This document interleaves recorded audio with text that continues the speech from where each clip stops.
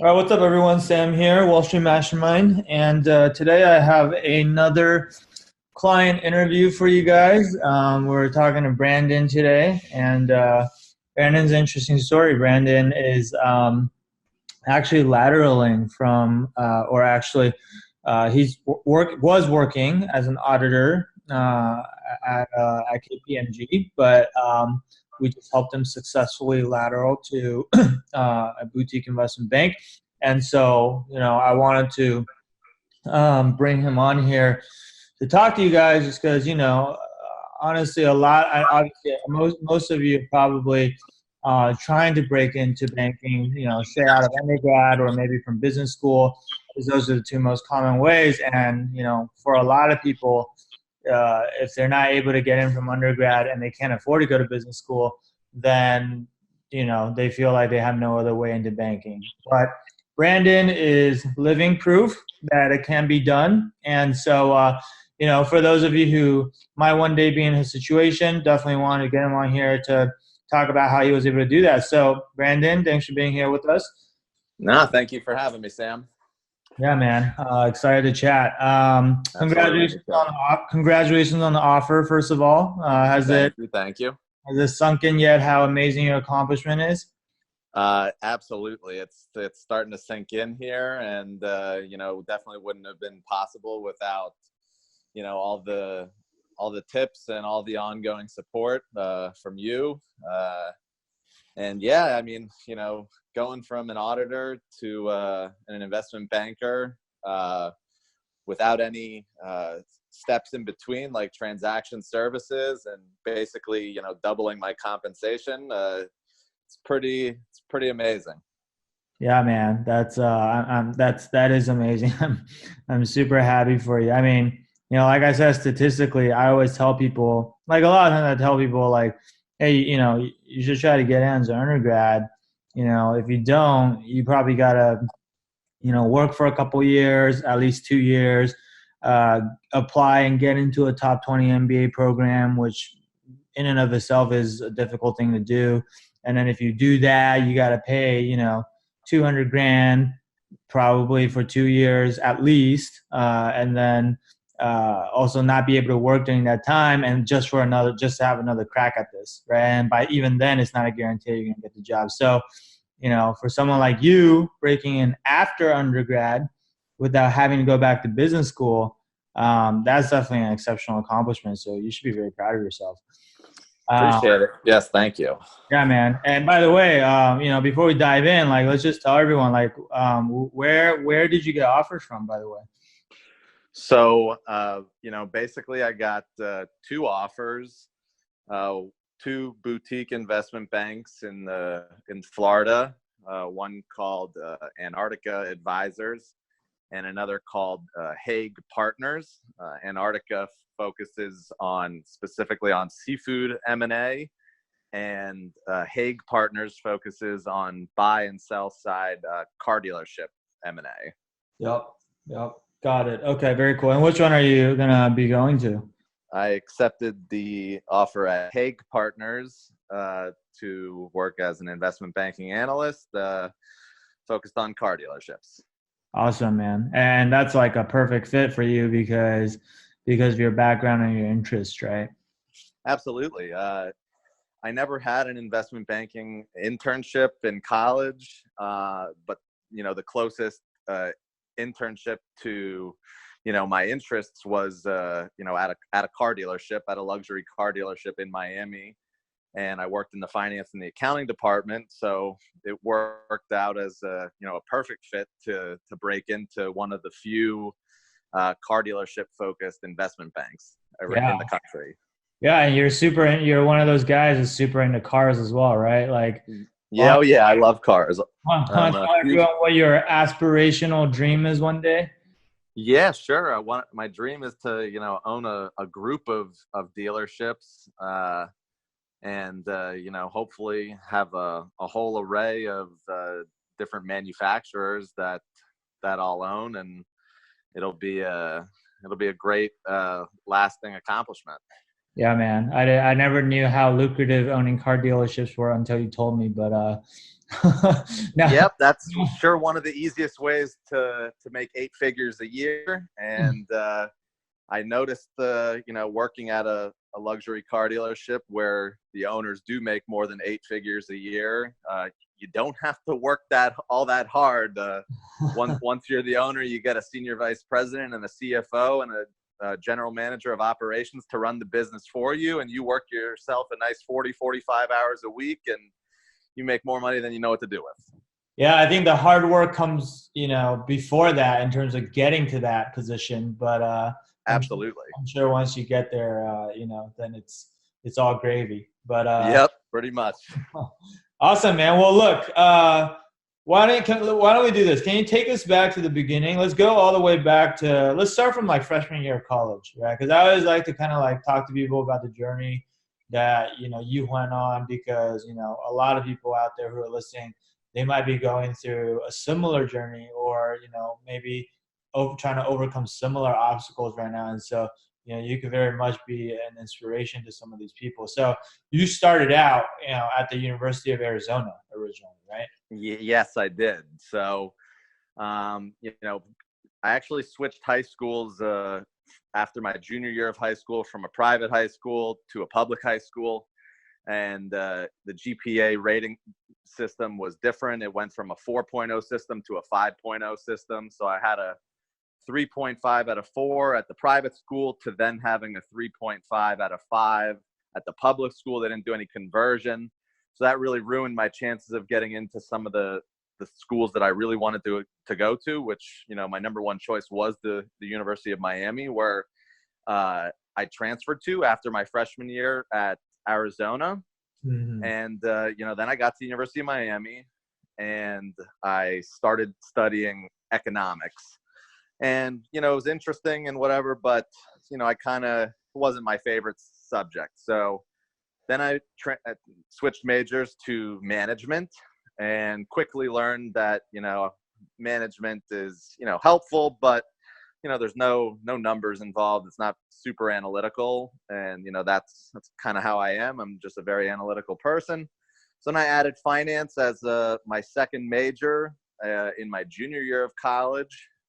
I didn't really have any relevant experience in finance until I worked in the finance and accounting department at the Collection, which is a luxury car dealership in Miami. It's one of the top dealerships in the country.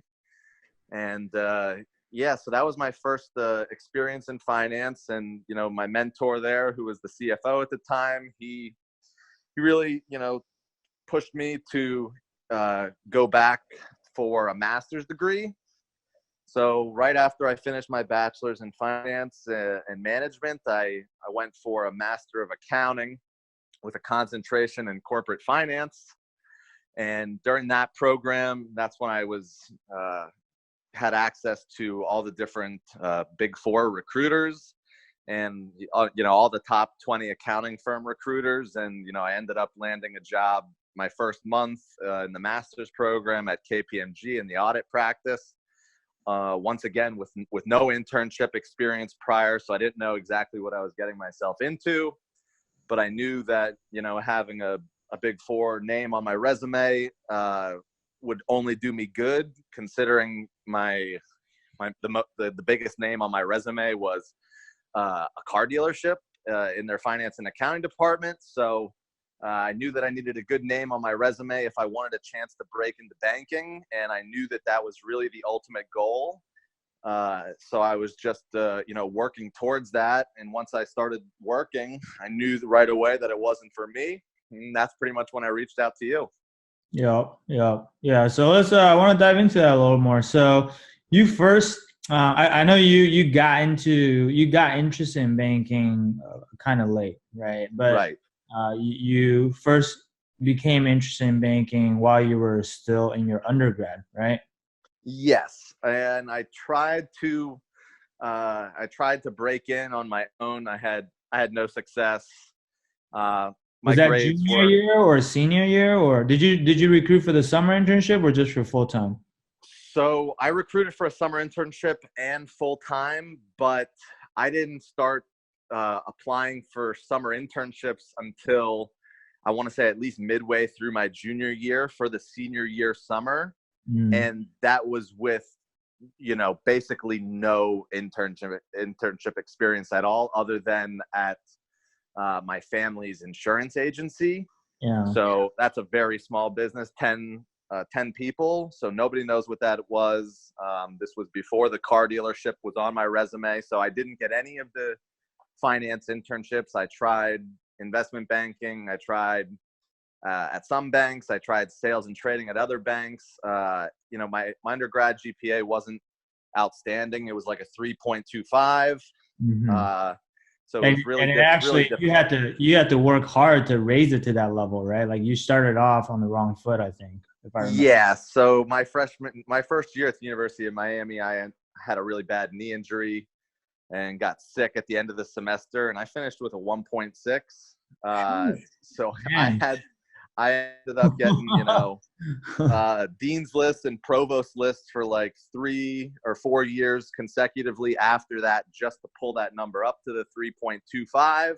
Yeah. So it was a real struggle, especially for banks that, required transcripts. It was hard to really explain what happened that first semester. Nobody wanted to hear it. Nobody cared. Dude, let me just pause you there for a second. I mean, we just need to pause and appreciate how far you've come, starting out with a 1.6 GPA to now you're, about to become an investment banker. I mean, like, that's one of those stories that, people read online. Like I said, is freaking inspirational, right? I mean, I talk to students who struggle with their GPA all the time, and but the thing is, they don't, a lot of them, they struggle and then they don't do anything about it to overcome that, right? Or to get better or bring their GPA up to a respectable level. And, but you did that. So that's freaking amazing. Thank you.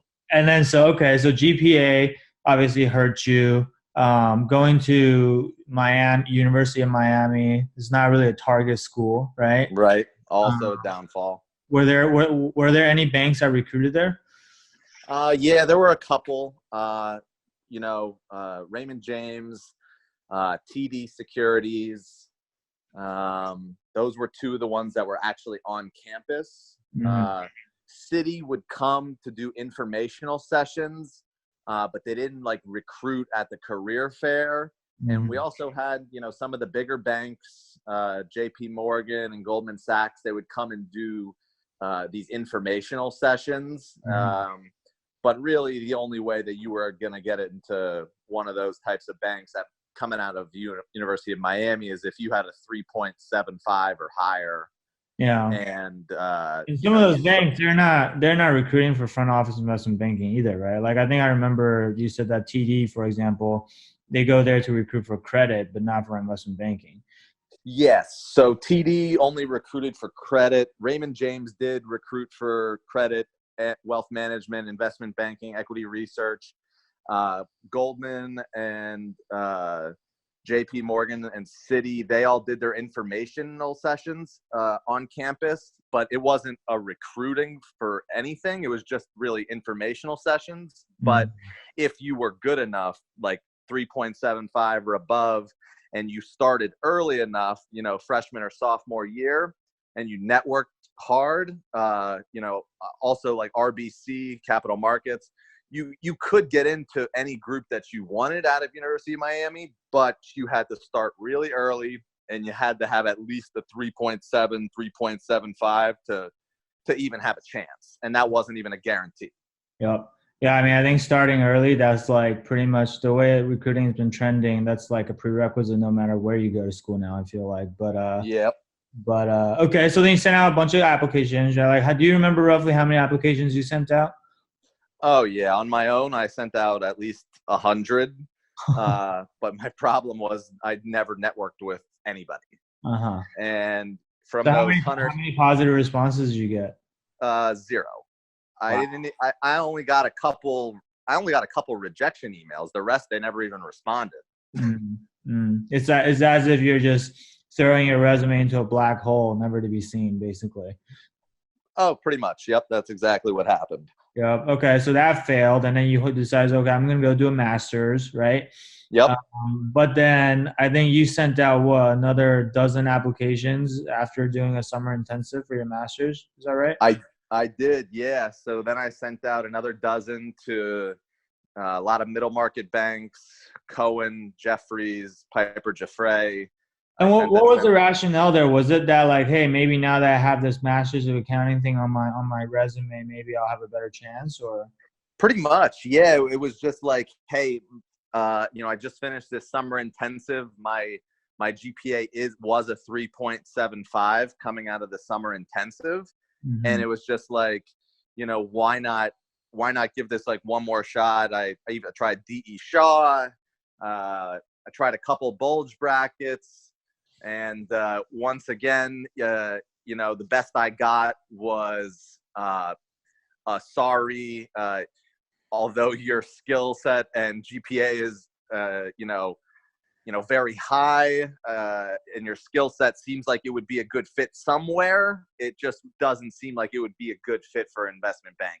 Yeah. Okay. And So, I was just like, okay, well, let me let me just do what I can. And I went to the University of Miami Accounting Career Fair, and that's kind of where I got my job at KPMG, along with I went to some Beta Alpha Psi events, which is a finance and accounting mhm. uh, honor society. So I went there and I networked with some people at the Big Four, and between that networking and attending the career fair, that's how I landed the job. Yeah. So would you say like the reason you weren't able to succeed with all these applications back then is, one, obviously your resume wasn't good enough, um, partially because you didn't have enough relevant experience, but partially probably also just how you formatted your resume. Even though I'm sure you put a lot of work into it, and then secondly, just the lack of knowledge around how to network effectively, basically.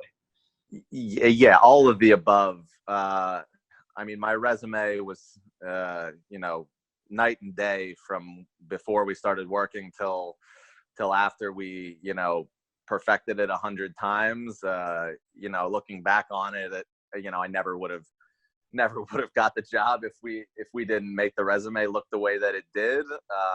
You know, I thought it looked good, but it turns out that it looked like more like a joke than anything. And, yeah, I mean, just the lack of experience and lack of ability to talk in detail about some of the concepts that investment bankers want to talk about on the phone, and just having no idea of the kind of questions that they were going to ask, and how they were going to double click on everything to make sure that you really did the things that you were saying that you were doing on your resume. Those were all things that I just wouldn't have known had we started working together. Yeah, and you bring up a really interesting point, which is like, hey, you thought your resume was pretty good. I mean, obviously, we see that with clients or potential clients all the time, right? Not just with their resume, but with their interview answers or their networking skills or just anything that they're doing in general. The human tendency or bias is to naturally think that what they've done already is pretty good, right? Because obviously, you're already putting your best foot forward. It's not like for a lack of effort. You already gave it your best shot, and that was what you came up with. So of course, most of the time you don't know what you don't know, and there's going to be a blind spot when it comes to evaluating, the quality of your own work, right? And For that's what, sure. and that's where like having extra set of eyes, especially from someone who's more of an expert in this area, can really help because they can help you spot a lot of things that you couldn't think of on your own. Absolutely. Yeah, no, 100%. I didn't know any investment bankers. My family, were from Pennsylvania, but not Philadelphia or Pittsburgh. And, where we're from, it's Allentown, Pennsylvania. And, there are no investment banking offices there. So my family didn't know a single investment banker. They didn't even understand what I was trying to become. They just knew about, like wealth management and financial advisors, and everybody, they knew about Wall Street, but they really didn't know, what the different avenues on Wall Street were. So, we didn't have anybody who could even look at my resume to tell me that it wasn't good. Right. Right. Yeah, that's fair, man. I think a lot of people struggle with that. You're definitely not alone there. Um, okay, and then you decided to get a master's in accounting because your mentor told you you get a master's. Why did you go with a master's in accounting as opposed to like say a master's in finance, for example? Right. So I didn't want to move again. So I wanted to stay in Miami, and the master's in finance is okay, but it's not great. Uh, I heard about one person out of a group of like 60 or 70 at the University of Miami Master of Finance who broke into SunTrust. Mm-hmm. And he got in as an investment banking analyst by networking. And I had actually spoke with him on the phone in my networking efforts to break into banking. And he said that was not the only place he applied. He said he would network with hundreds of people, and that was just the one offer that he got. So from speaking with some other people that were in the Masters of Finance, I knew that I really didn't have a shot of getting in, or if any, a very small percentage. But what I did know is that if I did the Master of Accounting, that, it's one of the top Master of Accounting programs in the country.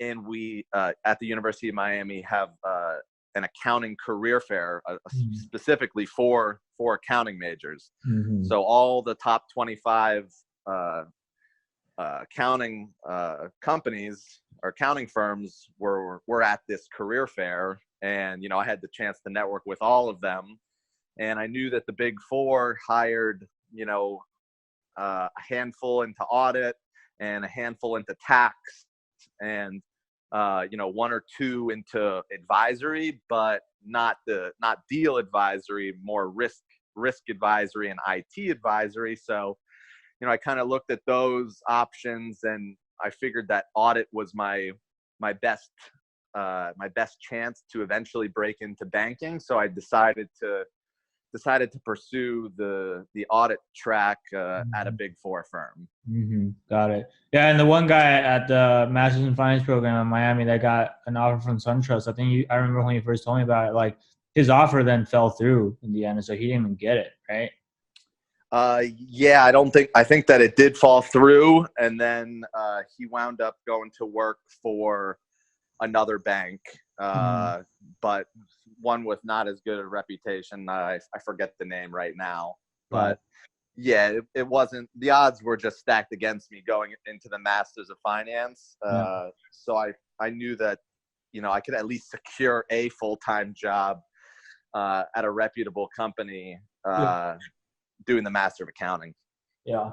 And I mean, this is a good takeaway for the audience too, which like, I'm certainly not telling people like, hey, getting a master's of accounting is like a, typical route to take to get into banking or anything like that. In fact, I would say for a lot of people, it probably isn't the right way to go. I mean, obviously it worked out for you, but I do hear a lot of people ask about, hey, should I go get a master's in finance? And I think, one thing you brought up that's a really good point is like, you can do a master's in finance, and banks do recruit from some master's in finance programs, but you really got to do your due diligence before you decide to go to a school, because now, like most master's in finance programs do not place well into banking, right? If you're gonna go do it, if you're gonna spend $75,000 to $100,000 to go to like a master's in finance for a year, you gotta look up their graduation career statistics and things like that. They release reports like that where they talk about how many students they send into banking each year and which banks actually recruit from that school and things like that, right? And if it's not like a good program, or they don't have a track record of placing people into investment banks, then you're just wasting your time and money. Oh, for sure. One of my best friends, he actually went to Villanova for their master in finance after working in equity research for a couple of years. He graduated with a 4.0, number one in his class, CFA charter holder, and he had interviews with BMO, SunTrust, a couple other leading middle market firms, and he told me he got smeared across the floor. And got laughed out of the room out of all of them, even though he was a CFA charter holder and had a 4.0. And the best offer that he got, which was the only investment banking offer, was at Janney Montgomery Scott. And, you know, it was making with the bonus just under 100,000. And, you know, I'm going to be working at a boutique where I'm actually going to make just over six figures my first year, with the opportunity to make even more if I perform well. So, and that Villanova program, that's a top 10 program. He did his due diligence, and even still, you know, he just didn't network really, and just sent out applications. And, you know, he networked a little bit, and that's how he got those few interviews, but he just didn't network enough to give himself enough opportunities to be able to understand, you know, how to be successful in the interviews. Yeah. Man, he should have saved all that money and just came and worked with me instead. I'm just kidding. I wish I knew about you before he started that program a little over a year ago. I would have told him to skip the program altogether. He would have saved a lot of money. Yeah. All right. So then you graduated from the accounting program, or the master's in accounting. You started working at KPMG in the September 2018. But then you quickly realized that audit is not for you, especially compared to finance, which is kind of like the first thing that you were really truly interested in. But so you kind of felt like you were settling a little bit for something that's not really what you want to do for the rest of your career, basically. Oh yes, for sure. So like, absolutely. So like, can you take us back to like, you know, like your first year at KPMG, you know, like mentally and emotionally, like where were you back then? Like, how were you feeling on a daily basis? Oh man, it was bad. You know, I'm in Miami. My home office was KPMG Miami office. You know, they told me I would never have to drive past Fort Lauderdale, which is, you know, an hour drive just about in the morning. And, you know, my first client they put me on was in West Palm Beach, which was taking over 2 hours in the morning to get to, and then an hour and a half at night. And, you know, I got a flat tire on the side of the highway, $350 for a tow truck. I mean, I was just mentally drained. I mean, you know, physically and mentally drained. You know, I was working the banking hours, you know, making, you know, very little money, doing boring, monotonous work, and having to drive very, very far. You know, they would call up last second saying that there was an inventory count on Friday at 11 p.m. or Sunday at, you know, 12 o'clock in the afternoon, and they would give me a day or two notice and just expect that I had no plans. Yeah. So yeah, I mean, it was a really bad experience in terms of, you know, what I expected it to be versus what it actually was. You know, I certainly learned a lot while I was there. Yeah. And, you know, some of the stuff that I learned while I was there helped me to, you know, get the banking job. But that was pure coincidence almost. The reason why I stopped having to drive 2 hours is because after 2 weeks, a girl quit.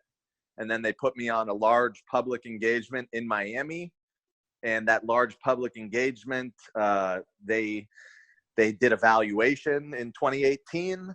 And, you know, I raised my hand to work on pretty much anything related to that valuation, so I could get some valuation experience on my resume for stuff that I did while at KPMG. Yeah. And then, you know, added that stuff to my resume and tweaked it with your help. And, you know, from there, just practiced speaking about it and, you know, doing the mock interviews with you to really solidify, you know, what I did and how I did it, so that by the time I got to the banking interview and they said, you know, walk me through it step by step, I was ready to do that and did it successfully. Yeah. So, I mean, look, like the hours and the lifestyle that you're describing, a lot of times that's a knock against banking. And, you know, even even when you're making six figures in banking, it's still not enjoyable, right? Let's not kid ourselves. But Right. I think you said you're gonna double your salary, I think is what I heard. So, which sounds about right to me because most auditors right out of school are probably making like 50, 60K at most, right? Uh, Yes, pretty much. yeah. So to be making 50, 60K uh, and working banking hours and doing stuff that you have absolutely no interest in. I mean, I can't really imagine. I can't really imagine being, much more miserable than having to do that. Oh yeah, it was demoralizing. Just thinking, how many years of school I went through to do a job that I hate, working till 12, 1, 2 o'clock in the morning for months on end, Saturdays, Sundays. I mean, it was Yeah. just mentally draining, and I just it was really starting to affect me, and I couldn't sleep.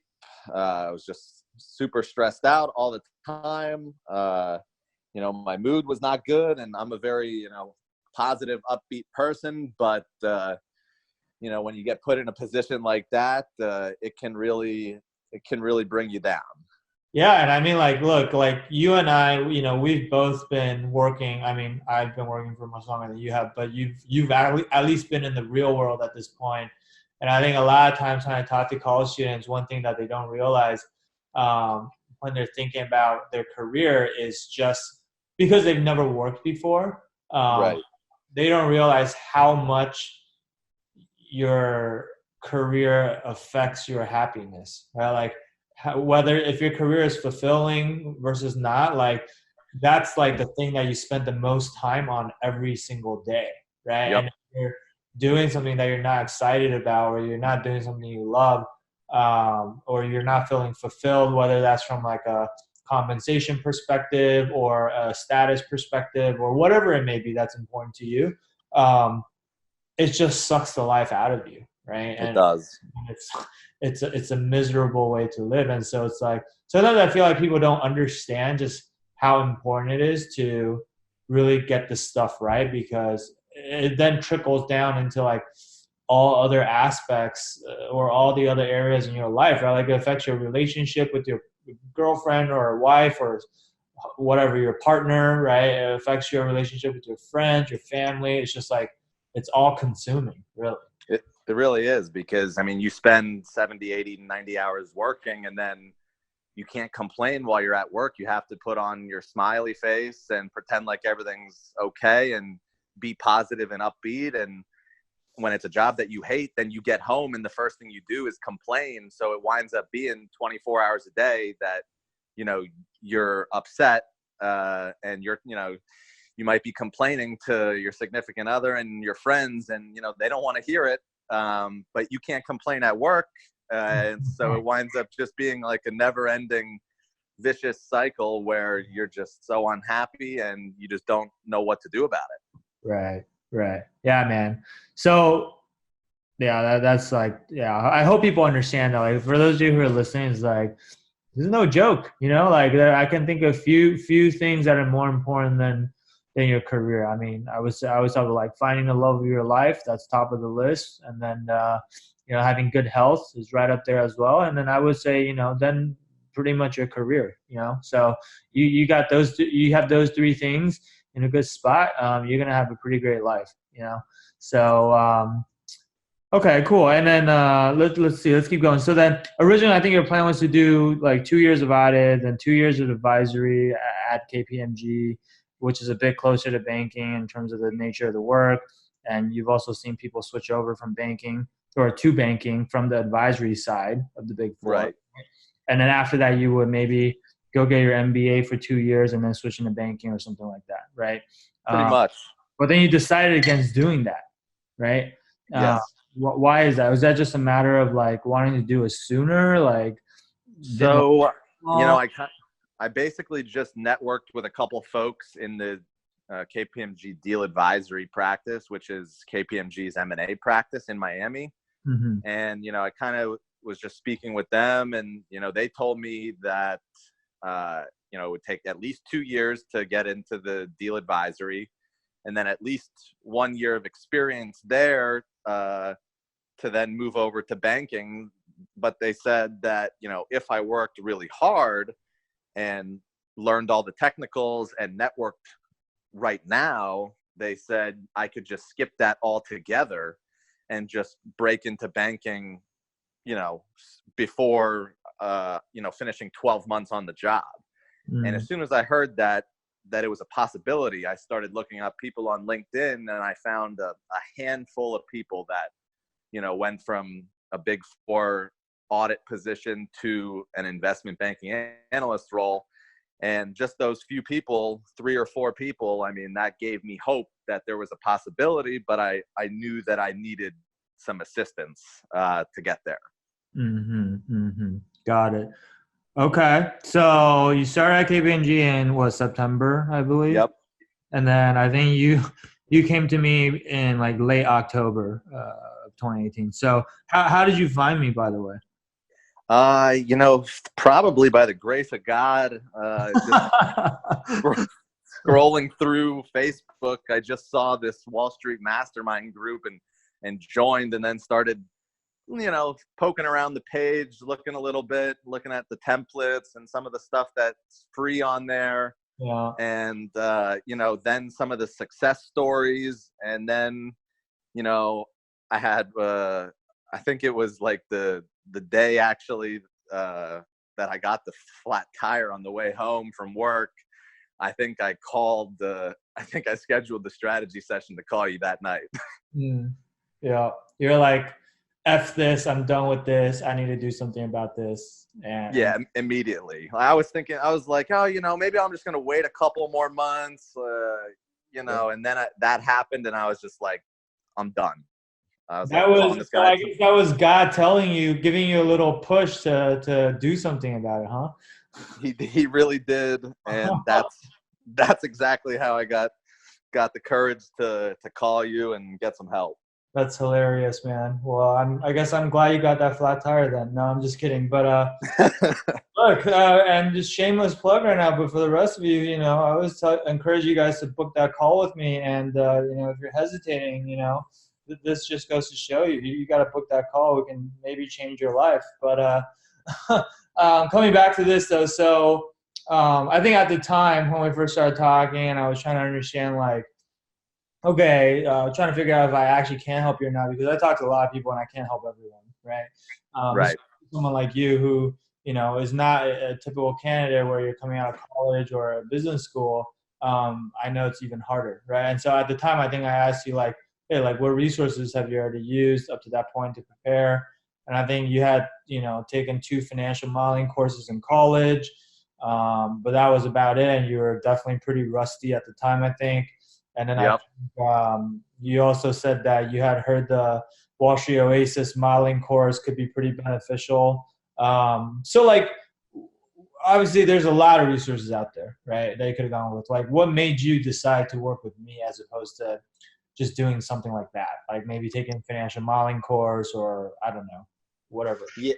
Yeah. So basically, after talking with the people in the deal advisory group, they said that, my technicals needed to be extremely sound, and I also needed to network really, really hard if I wanted to break into banking within my first year. And, I probably could have learned the technicals from one of these online courses, but I wasn't going to get that attention on my cover letter, my LinkedIn profile, how to network effectively, how to automate some of my networking efforts, because this is a numbers game. With your help and using some of the software tools, I reached out to like almost 2,500 people on LinkedIn. 700 or 800 of those people accepted me. I set up maybe 75 or 80 calls, got a handful of interviews, and then ended up with 2 offers. So, I mean, you're talking, 2 offers out of over 2,000 LinkedIn requests. Yeah. And, that's kind of what you got to do coming from this type of position. I freaking love it, man. I hope you guys heard that, which is, and by the way, I think Brandon went to the extreme end to make this happen. And obviously, because, he had more to overcome, for someone that's, maybe still in school and college or coming out of an MBA program, a top MBA program, probably don't have to go that crazy with the networking, but still, it's still a numbers game, right? Like you said, you message whatever, reach out to 2,500 people. Like even my clients who are still in school, you got to reach out to hundreds of people, right? Because at the end of the day, like that's how competitive it is, right? And if you don't know how to do that in an efficient manner, like that's all you're going to be doing, right? And Yep. you don't have time for anything else, right? And I think the other point that you brought up, which is really true, is that a lot of the resources that people have out there right now, they just focus on like one aspect of recruiting, right? And most of the time, usually it's like, oh, on the technical interview, right? Which is like important, but it doesn't really, technical interview won't really matter if you can't get the interview. Right. Right. And so the way that, we try to help clients get results is to make sure it's a more holistic approach of helping you do everything you need to do to get the interview in the first place, and then also doing everything we can to help you with the interview. Right. Okay. So that was the biggest difference, which is just like, for you wanted something that was more holistic, it sounds like. Exactly.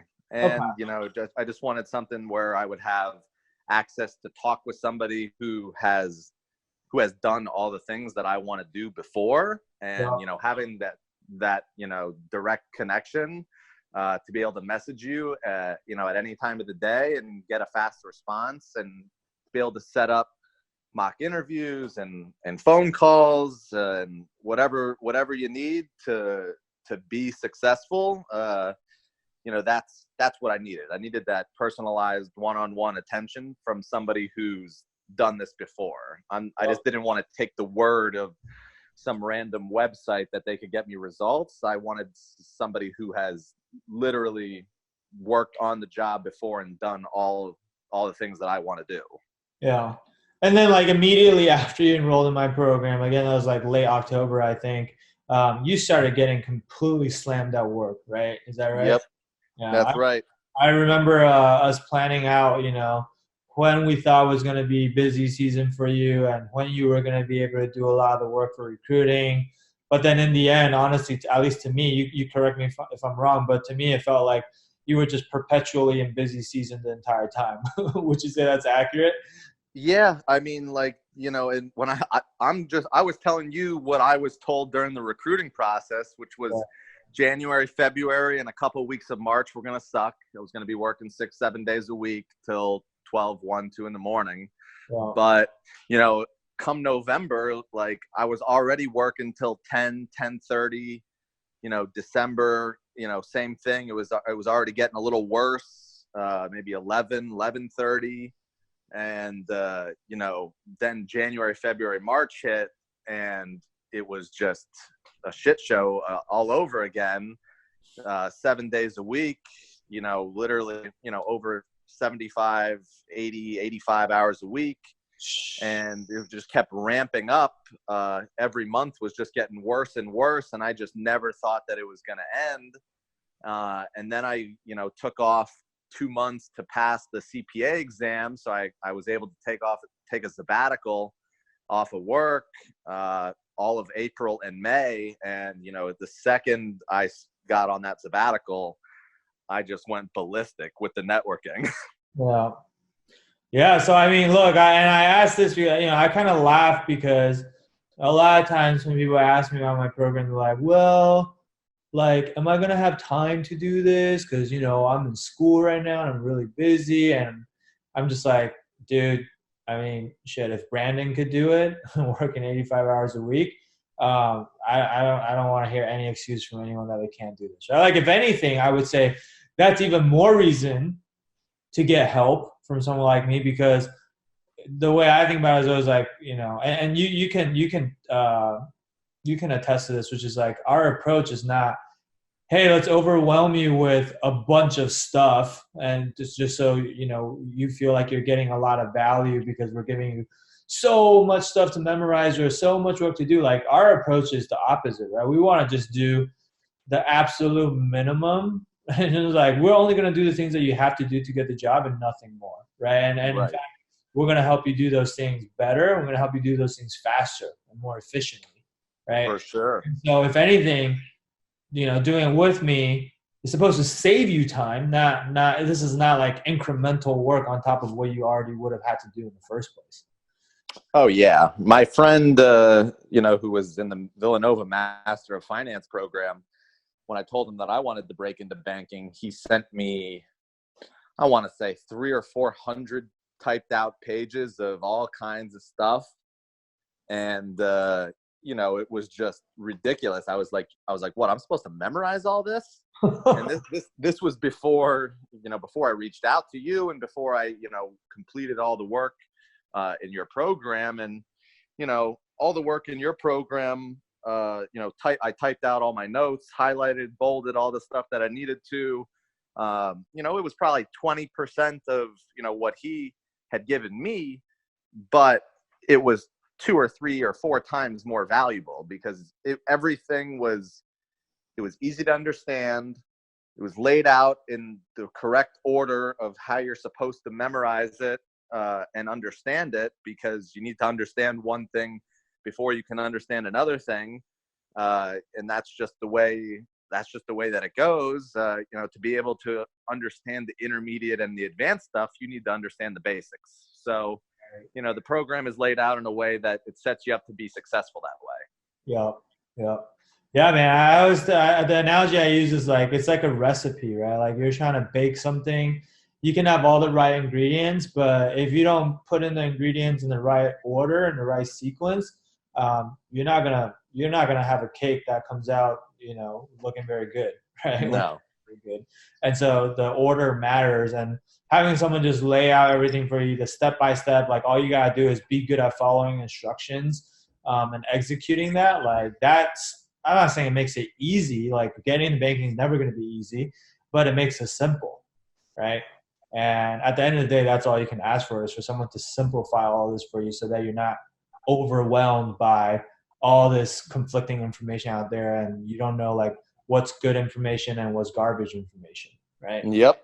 Um, cool, man. So if you could say, I mean, if it was like the three biggest things that we helped you with in this program, like at a high level, what would you say those three things are? I would say, number one was getting my house in order in terms of my resume, my cover letter, and my LinkedIn profile, because those three things, really matter when you're pushing out your resume.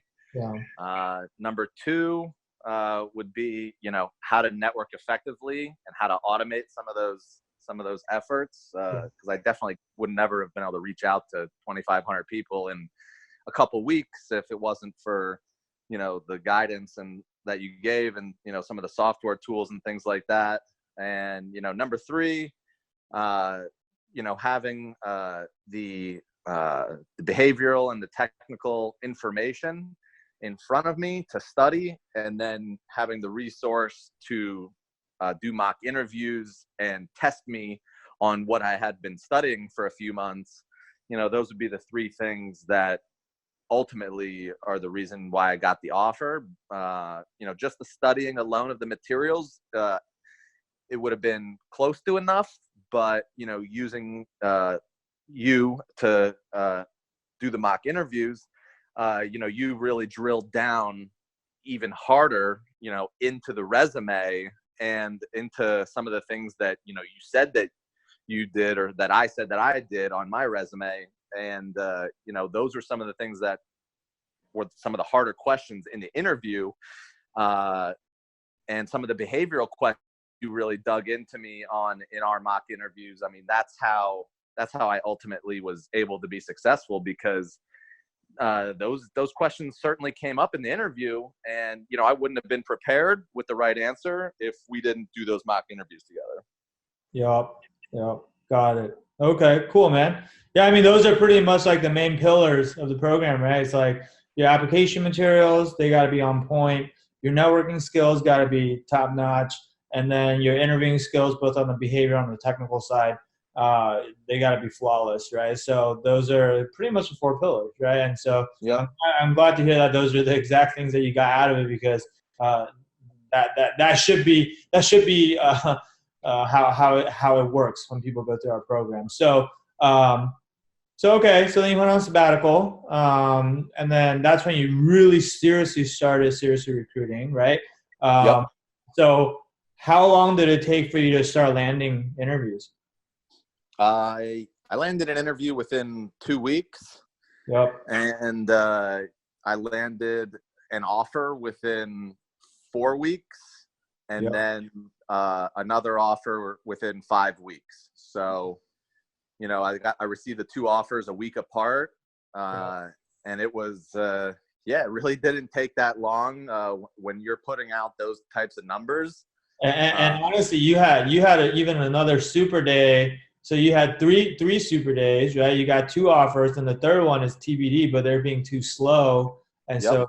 so you're deciding to go with this other offer. But essentially, you're at a minimum 2 for 3, if not 3 for 3, essentially. Yeah, essentially. Out of my office interviews, I got both the offers, and the third one is TBD because they just keep interviewing people, and they I guess had so many people lined up to do interviews with, and they're a small bank, so they don't want to make a decision on who to hire until they finish all the interviews, and they're just taking too long. Offer, right? Yeah.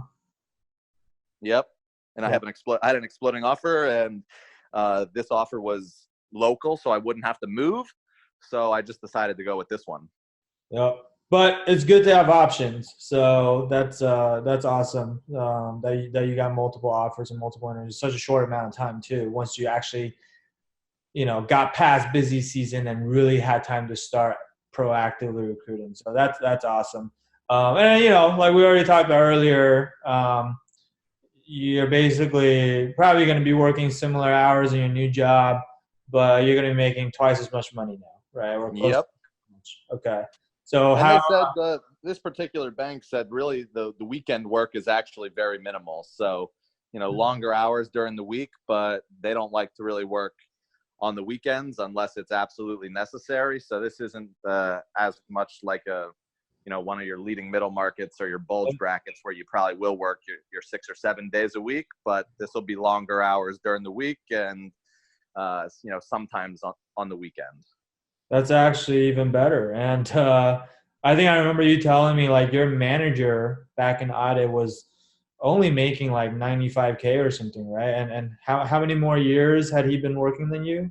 He had been working 5 more years than me, and now I'm making more than him. Yeah, man. So that's how you accelerate your career trajectory, to be honest. Yep. So that's freaking phenomenal. And I'm super happy for you. What are you gonna do with all that extra money, man? Save it and invest it, and retire a rich man. All right, you're responsible. I thought you were gonna say you're gonna go buy some nice car or something like that. Oh well, I did just buy a new car, but that was with previous money saved. My other car was dying, so I did buy myself a 535 BMW. I guess that was my present to myself. Got a used 2016 535.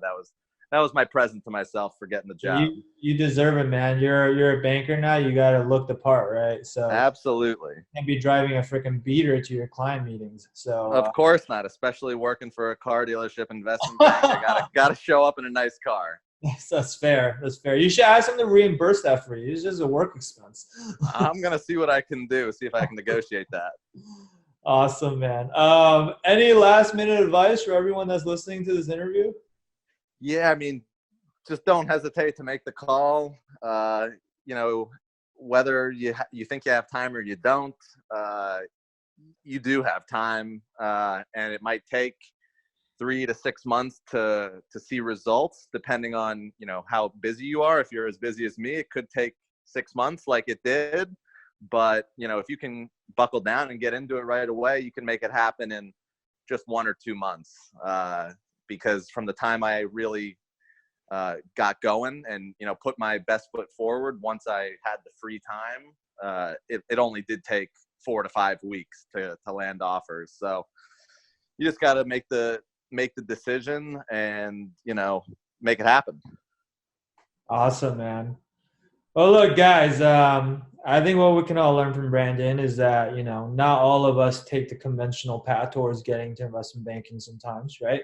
At the end of the day, the unfortunate truth is that the vast majority of you will not be able to break in straight out of undergrad, right? Like that's just, I'm not trying to be negative. Like that's just what the facts are statistically, right? And, maybe you had a lower GPA like Brandon did, or maybe you found out about banking too late in the game, which is very common with how accelerated recruiting happens nowadays. Or maybe, you didn't go to a target school, and that may not be because, you're not a hard worker, you're not a good student. A lot of people, go to non-target schools for financial reasons, right? But whatever it may be, and maybe you don't know how to network because nobody's ever taught you how to network, and you never had to do this before. So maybe it's a combination of all of the above, right? But regardless of what the reason is, there's no need to let that stop you from pursuing your dream job. If this is your dream job, right? It's a lot of work. It's not worth pursuing if it's not your dream job. But if it is your dream job, and you have these obstacles that are in your way, and maybe you don't want to go back for an MBA because you can't afford to spend another $200,000 on school, or maybe because it takes too long. There are other ways to get your foot in the door, right? And Brandon is living proof of that. And the key is, if you're committed enough and you're truly willing to do whatever it takes, and you have the perseverance to keep going despite all the challenges and setbacks along the way, and then you can absolutely succeed, right? Now, just having that commitment and that perseverance, I would say that alone is not enough, right? Like you got to have the know-how, right? And you can't afford to trial and error and take your sweet time figuring it out. And like as a non-traditional candidate who's not in school, the longer you take, the harder it becomes for you to break into banking, right? Like Brandon did it within his first year out of school, and so that definitely helped, right? But if you waited too long, it could have been a very different outcome, right? And so really, what you got to do is optimize for speed and efficiency, right? And the way to do that, honestly, is to get the expert help that you need, right? And so that you're not figuring things out on your own as you go, and risking just making a bunch of mistakes along the way. And after all, like this could really be your last shot at ever breaking into banking. So if you feel like, hey, what I just said, is describing you right now, and you feel like the odds are stacked against you, but you're not ready to give up, reach out to me, right? And let's see if I can help you. Like I said, I can't help everybody, but you can book a strategy session with me. Tell me about the challenges you're having. Tell me about your situation, your circumstances, and I'll let you know. I'm very honest. I'll let you know if I can help you or not. And worst case scenario, if I can't help you, I won't pretend like I can, right? And but I'll still give you my best advice and tell you what I would do if I were in your situation. And that's worst case scenario, right? But if I can help you, then let's definitely get you the help that you need, right? So that you can change the trajectory of your career, so that you're not stuck going down a career path that you're not excited about for the next 20, 30, 40 years and just being completely miserable, okay? So if you want to book a call, what you can do is, you can go to wallstreetmastermind.com/apply. But the street and the URL is not spelled out. It's abbreviated to ST. So it's wallstmastermind.com/apply. And I look forward to speaking with you soon. Okay. Brandon, thanks a lot for doing this interview today. Both absolutely. the listeners, I really appreciate your time. I know we probably went way over, but it was such a good, enjoyable conversation that I didn't want to stop. But best of luck at your new job. And I'm excited to see your growth professionally going forward, and keep me posted on how everything goes. Oh, absolutely. I will definitely stay in contact, and you'll definitely hear about how everything is going over the next couple months and how things start to evolve, over the next year. All right, man. Sounds good. Appreciate Thanks it. a lot for taking the time today. Yep. Thank you. Bye-bye. All right, later. All right, guys, that'll be it for today, and thank you guys for tuning in. And we'll be back with more of these over in the next couple of weeks and months. All right. Talk to you soon. Bye.